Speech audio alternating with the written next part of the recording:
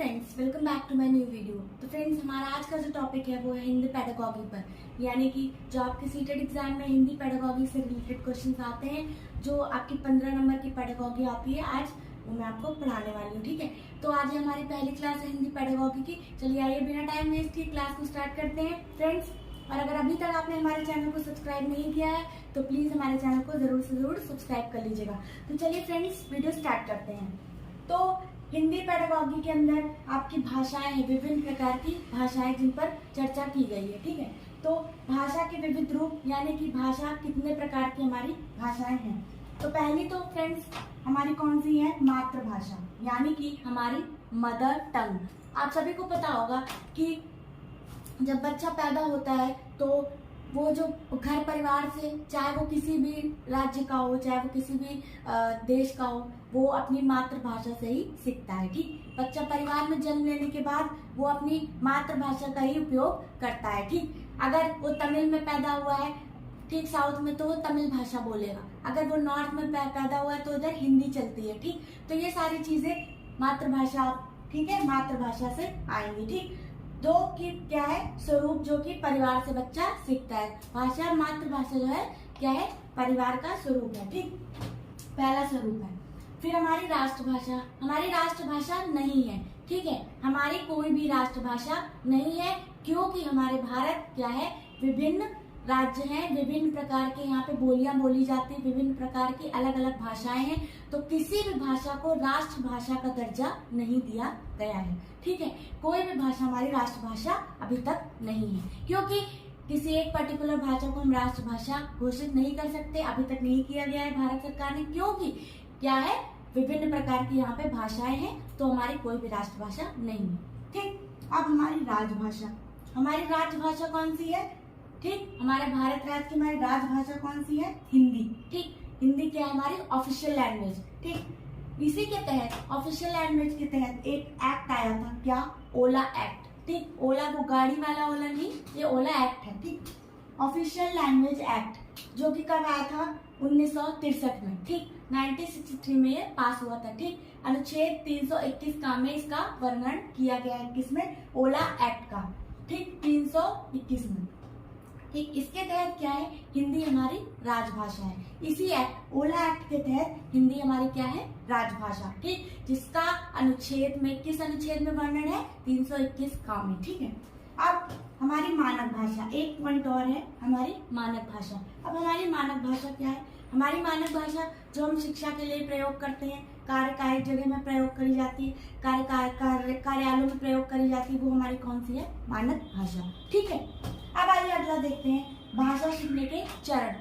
जब बच्चा पैदा होता है, पैदा होने से लेके वृद्धावस्था तक, जन्म अवस्था से लेके वृद्धावस्था तक, या आप कह सकते हैं कि गर्भ धारण से लेके कब तक? वृद्धावस्था तक, वो विभिन्न प्रकार की क्या स्टेजेस से गुजरता है। ठीक, अब वो भाषा सीखने के डिफरेंट क्या होते हैं? स्टेजेस होते हैं, डिफरेंट क्या होते हैं? चरण होते हैं, जिसके तहत वो अलग अलग सप्ताह, महीने, फिर साल में वो क्या सीखता है? धीरे धीरे वो भाषा सीखता है। तो उसमें आपका पहला स्टेज जो है, पहला चरण है, वो कौन सा है? पुकना, यानी कि पॉइंटिंग। ठीक, अब 6 सप्ताह, जब बच्चा 6 सप्ताह का रहेगा, जब बच्चा क्या रहेगा? 6 महीने का, 6 सप्ताह का रहेगा, तो वो क्या होगा?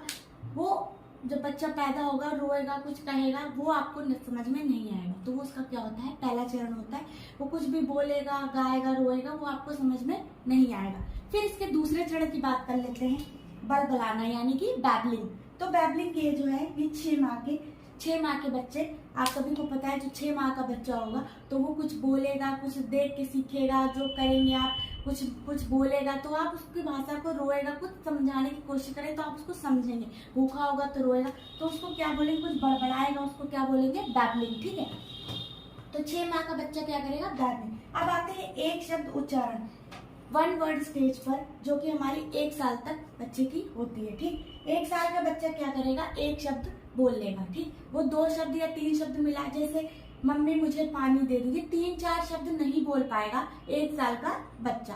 सिर्फ वो इतना ही, पानी, या फिर कुछ भी, अगर सूसू पॉटी किया तो सूसू पॉटी, कुछ एक शब्द बोलेगा वो, जैसे कि प्यास लगी तो पानी। ठीक, अगर बोलना बच्चा सीख गया है तो कभी कभी अलग अलग बच्चों के अलग अलग डिफरेंट स्टेजेस होते हैं, वो उनके डिफरेंट जैसे कुछ बच्चे जल्दी बोलना सीख जाते हैं, कुछ देर से सीखते हैं। ये एक क्या है, एक बेसिक क्राइटेरिया है कि 1 साल का बच्चा जो है वो एक शब्द बोलेगा, यानी कि 1 वर्ड स्टेज में रहेगा। अब आपका दो शब्द उच्चारण यानी कि 2 वर्ड स्टेज। अब 2 वर्ड स्टेज में क्या होगा बच्चों, 2 वर्ड स्टेज में 1.5 से 2 साल का जो बच्चा होगा वो 2 शब्द बोल लेगा, जैसे पानी पीना है, ठीक, मम्मी मुझे सुसु आई है, या फिर मुझे खाना खाना है। 3-4 शब्द वो नहीं बोल पाएगा, 1-2 शब्द वो मिला के बोल लेगा, जिससे आप उसकी बात को क्या करेंगे, आसानी से समझ जाएंगे। ठीक, वो कितने साल का बच्चा होगा, 2 साल का बच्चा।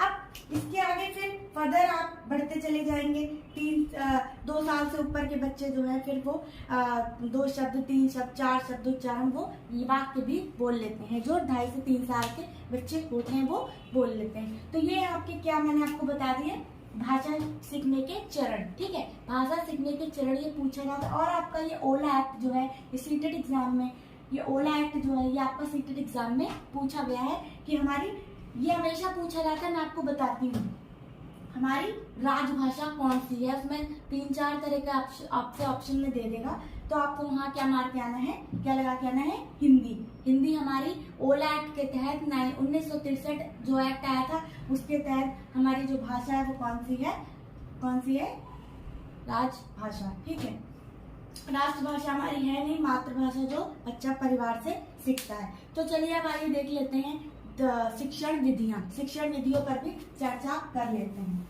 शिक्षण विधियां जो है वो कितनी है, 5 प्रकार की हमारी शिक्षण विधियां हैं। ठीक, यानी कि टीचिंग मेथड्स। ठीक, बच्चे को पढ़ाने के लिए 5 तरह के क्या है, व्याकरण की शिक्षण की विधियां बनाई गई हैं। ठीक है, अभी तक तो पहली है हमारी आगमन विधि। ठीक, आगमन विधि में क्या होता है, पहले क्या होगा, एग्जाम्पल दिया जाएगा और बाद में किस पे चलेंगे, रूल पे।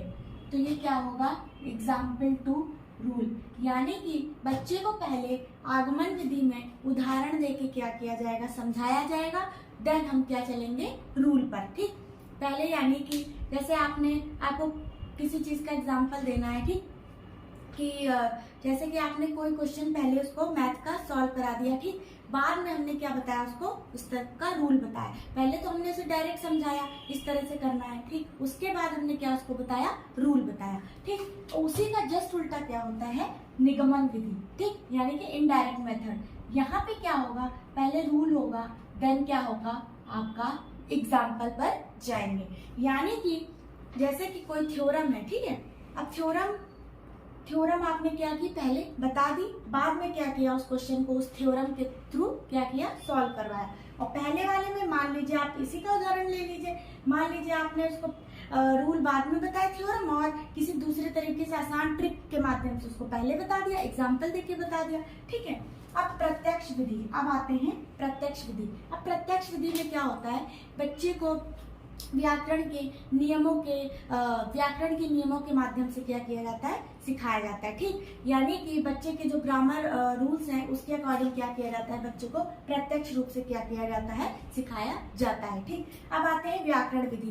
व्याकरण विधि में क्या होता है, बच्चे को उसकी मातृभाषा में क्या किया जाता है, सिखाया जाता है। यानी कि व्याकरण के नियमों के साथ साथ बच्चों को मातृभाषा में भी क्या किया जाता है, सिखाया जाता है। व्याकरण विधि में तरह तरह की व्याकरण विधियों का प्रयोग करके बच्चे को, चाहे वो किसी भी मातृभाषा का हो, उसको क्या किया जाता है, सिखाया जाता है। उसकी मदर टंग का यूज करते हुए उसको व्याकरण विधि में बताते हैं। अब आते हैं व्याकरण अनुवाद विधि। ठीक, व्याकरण अनुवाद विधि जो है उसमें क्या होता है, बच्चा क्या करेगा, व्याकरण और अनुवाद दोनों तरीके से, दोनों मेथड से क्या करेगा, सीखेगा। बट इसका जो एक वो है, इसका डिसएडवांटेज ये है इस विधि का, मतलब क्या है ये, कि बच्चे को जो है उसको बच्चा बोलना और सीख जाएगा, बट बच्चे को अनुवाद करना सीख जाएगा, पर बच्चा बोल नहीं पाएगा, क्योंकि उसमें मदर टंग का, इसमें जो मदर टंग है, मातृभाषा जो है, जो आपकी मातृभाषा है, उसके अवसर क्या होंगे, उसे कम प्राप्त होते हैं। किसमें, व्याकरण, क्योंकि सिर्फ बच्चा क्या करेगा, व्याकरण तो उसमें नियम तो बताए जाएंगे, लेकिन उसके मातृभाषा में हो ये जरूरी नहीं है। और अनुवाद करेगा वो सिर्फ क्या करेगा, बोले, तो उसको अपनी मातृभाषा प्रयोग करने का जो अवसर है वो क्या होगा, कम प्राप्त होगा। तो ये रही आपकी क्या 5 तरह की शिक्षण विधियां जो मैंने आपको बताई, ये पूछी जाती है।